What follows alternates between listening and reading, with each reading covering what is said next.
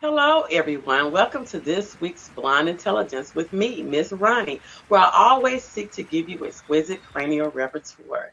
This week, we have a very special guest. We got Miss Akeylah Simone. Say hello to everyone. On Akeylah Simone here. How's everyone doing? How you doing, Miss Ron? We're going to start out with letting you tell everyone a little bit about yourself as an artist.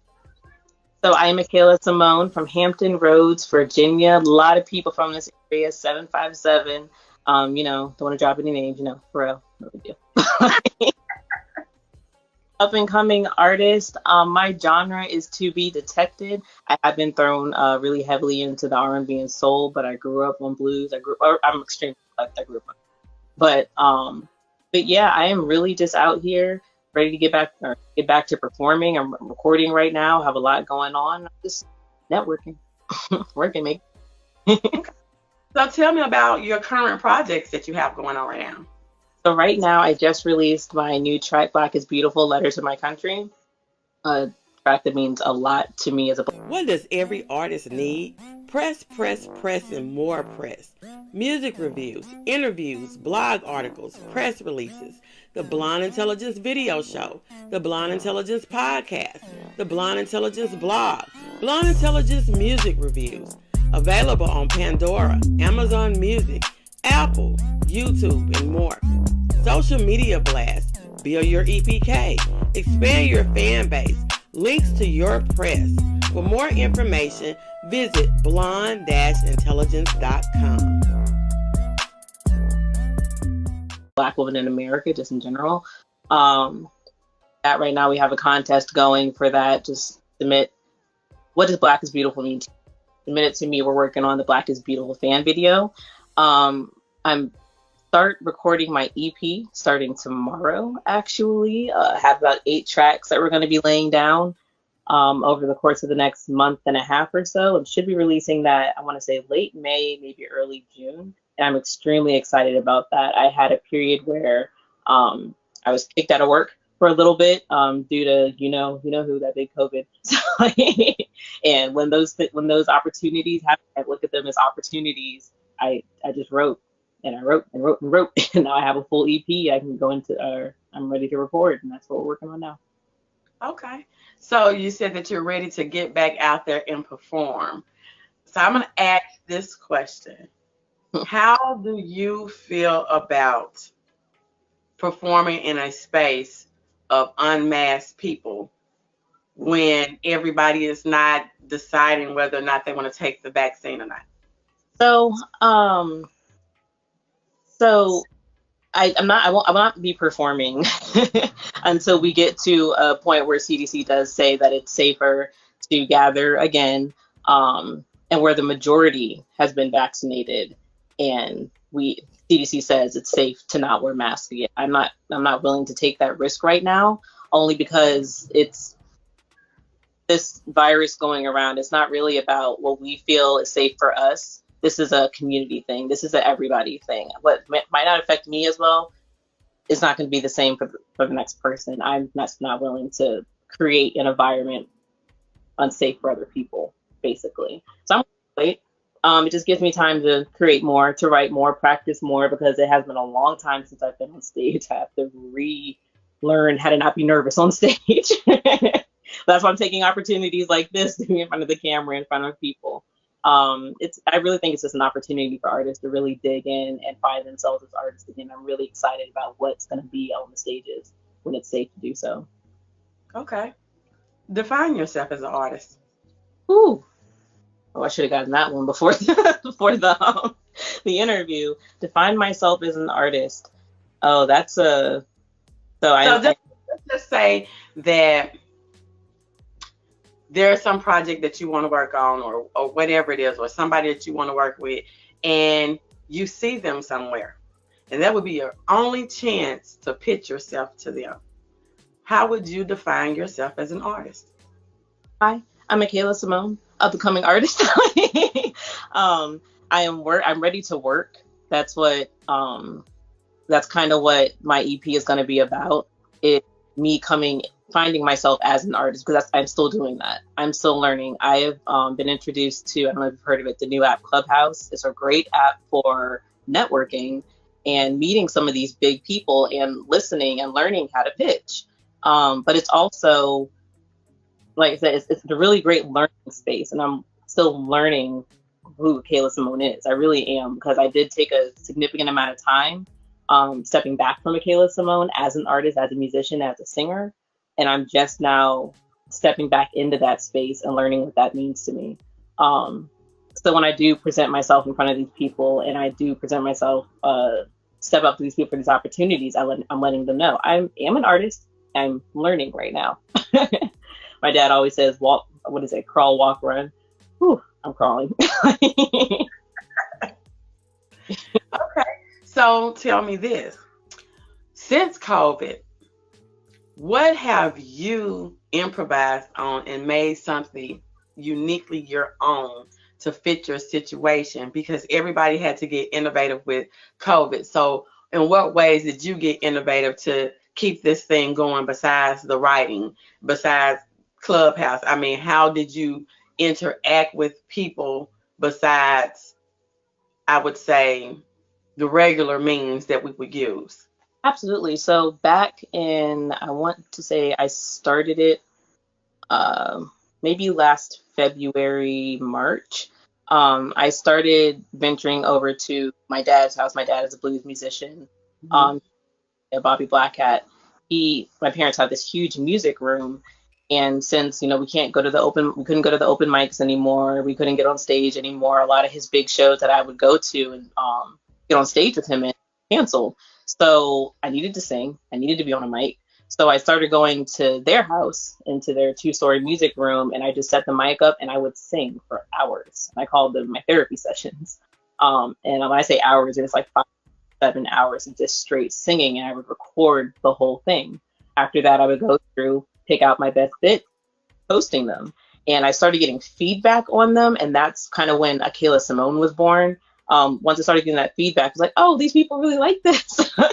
I just kept doing it, and that's how I've actually been engaging with my fans, is consistent.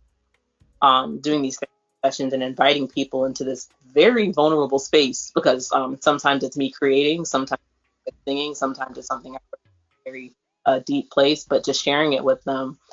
I will say, since COVID happened, being able to interact with fans, it's a whole new ball game. It's very personal. It's very in my inbox, literally talking to these people, a whole bunch of different people, just about life. And I love it. I love how we're engaging with fans now. So it's different. So you say you love how you're engaging with fans. Tell me about, do you have any virtual performance experience? We had a live stream. Yeah, my first track, Uncertainty, was released in September, and we did a live stream performance in December for a show called Channel Z over in the UK. I was like, and after that experience, I said, and then a whole bunch of people have been telling me, like, we know we can't see you in person, but a live stream. Hi, this is Marlette with Classic Glam by Marlette, where classic never goes out of style. We're based here in Pine Bluff, Arkansas, but you can reach us on our website at classicglamgirl.com or Facebook and Instagram at Classic Glam by Marlette.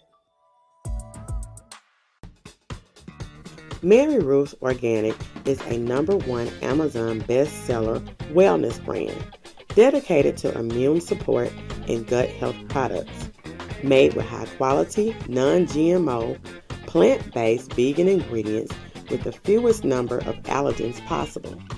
Mary Ruth's Organic health products are cat's claw, elderberry, lemon balm, adrenaline focus, ionic zinc, ginseng vitality.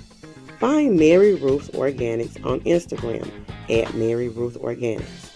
Blonde Intelligence is a Mary Ruth Organic partner.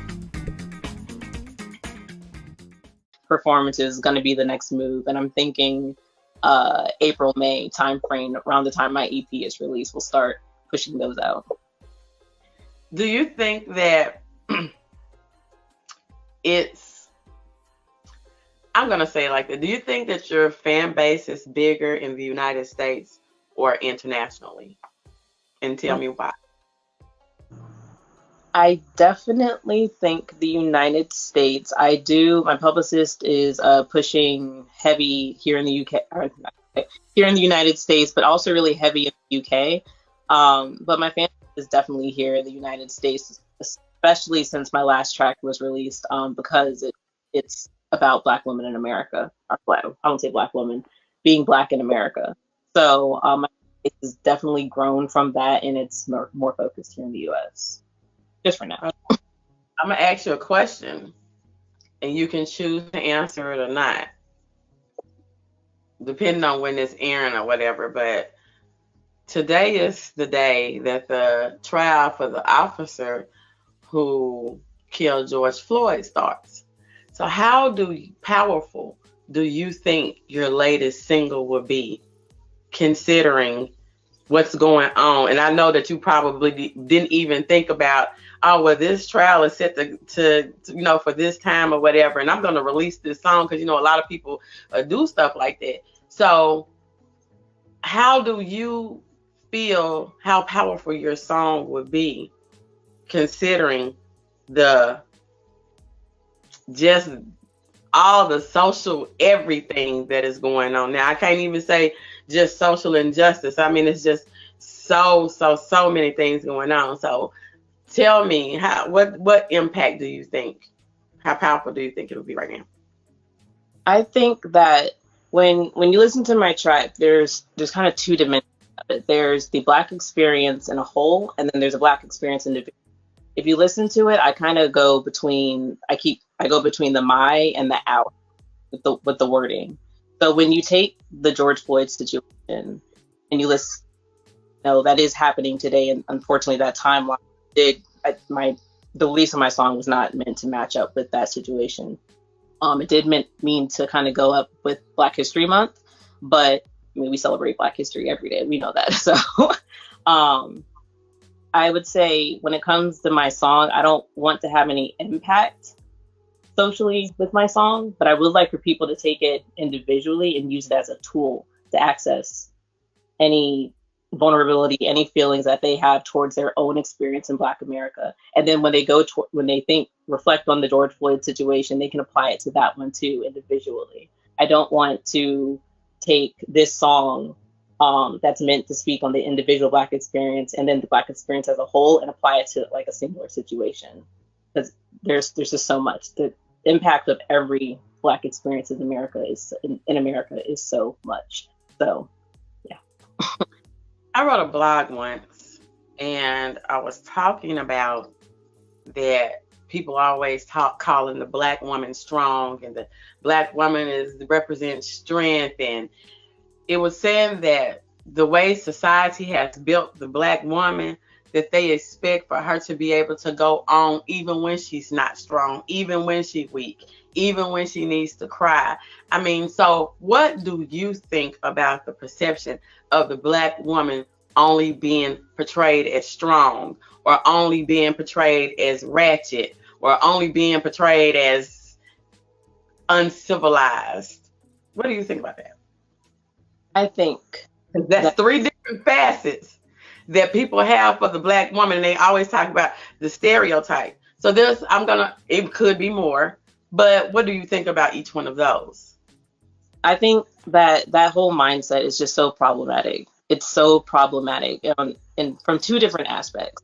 When you're talking about just Black women in general, with everything that we've had to deal with in this country, and that is a very light way of saying, like a light way of saying it. Everything we've had to deal with in this country through history.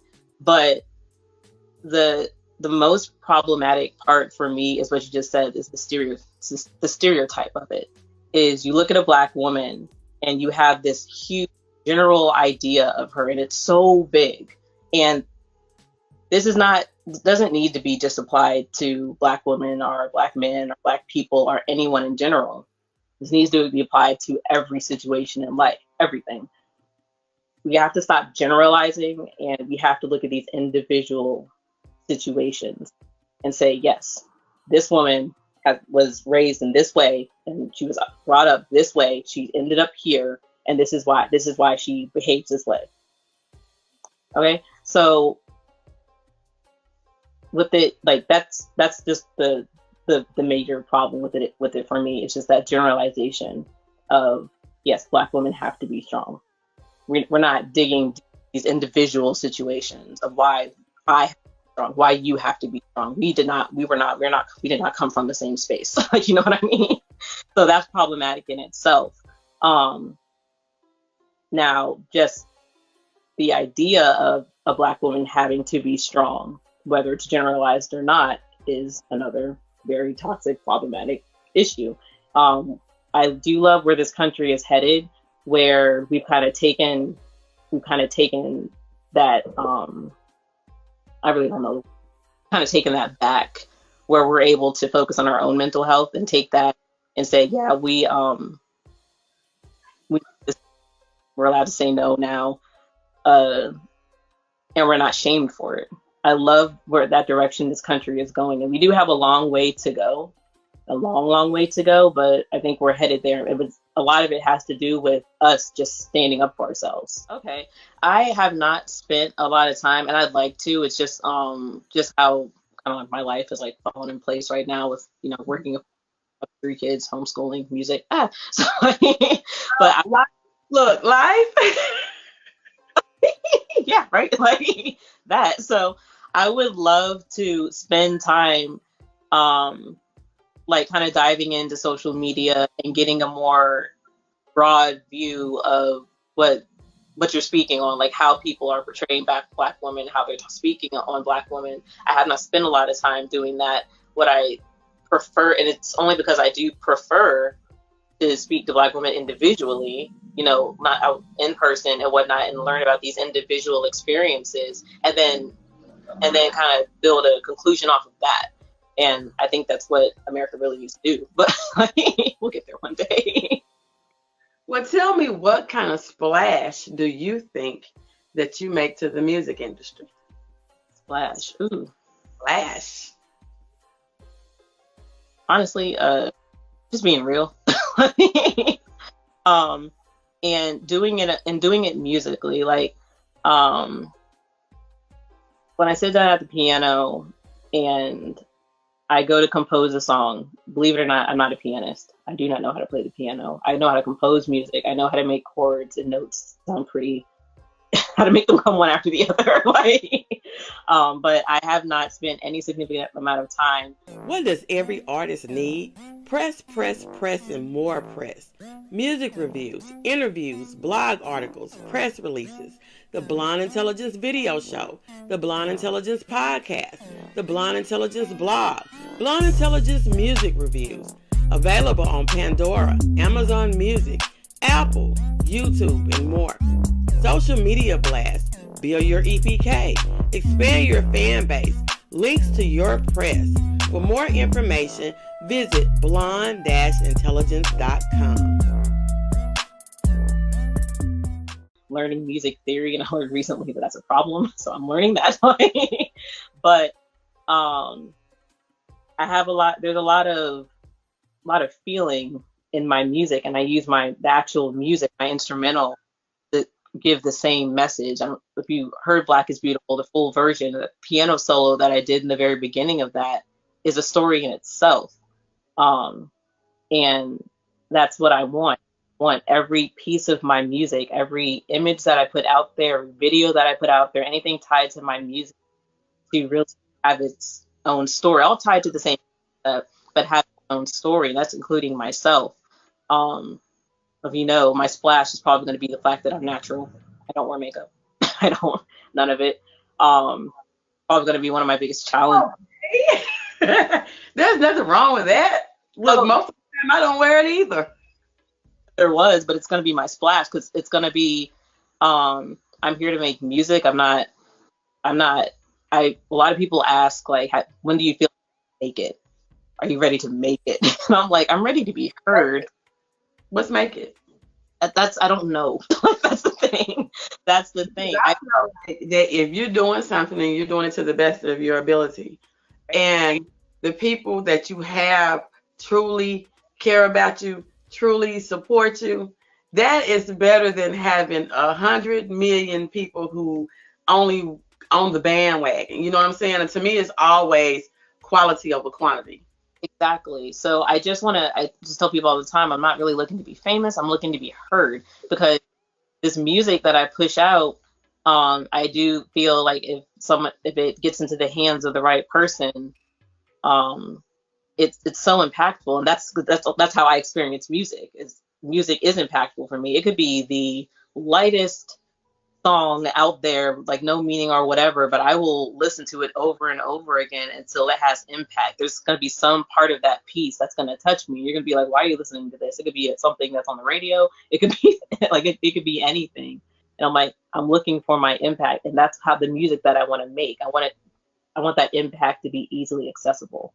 So, and that's what I've been told too, is about anyone that's listened to my music, reviewed my music, that impact is right there. It's like, it's there. So that's going to be my splash, is my impact.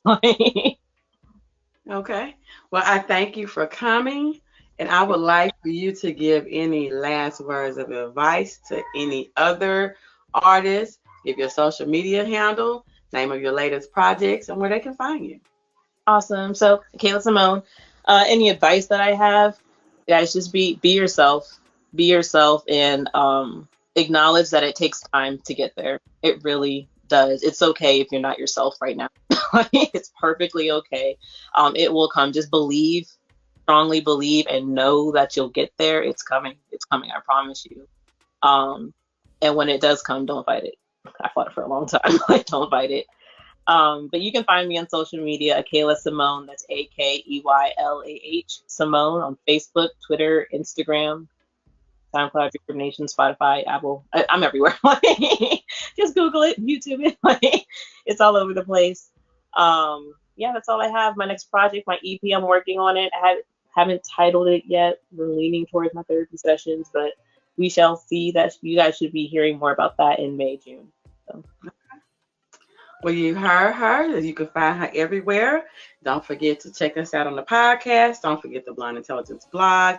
And also don't forget the Blind Intelligence show, which is on YouTube. And you can also find it on IGTV. Thank you for coming, Miss Akeylah. For having me, Ronnie. I appreciate it. Bye. Advertise with Blonde Intelligence, where our listeners experience exquisite cranial repertoire. Blonde Intelligence is a new podcast and video channel featuring entertainment, musical artists, producers, entrepreneurs, as well as discussions on social topics, making the Blonde Intelligence platform suitable for a wide variety of product ad types. Video, Instagram TV, YouTube, and links shared to all Blonde Intelligence social media pages and select group networking platforms. This creates a collective base of over 50,000 potential sets of eyes on your product or service. Each sponsored ad will feature on both the podcast and video platforms. Sponsors have the choice of either a voice ad or audio-video ad, with 3 options for placements. Create a win-win business partnership by advertising with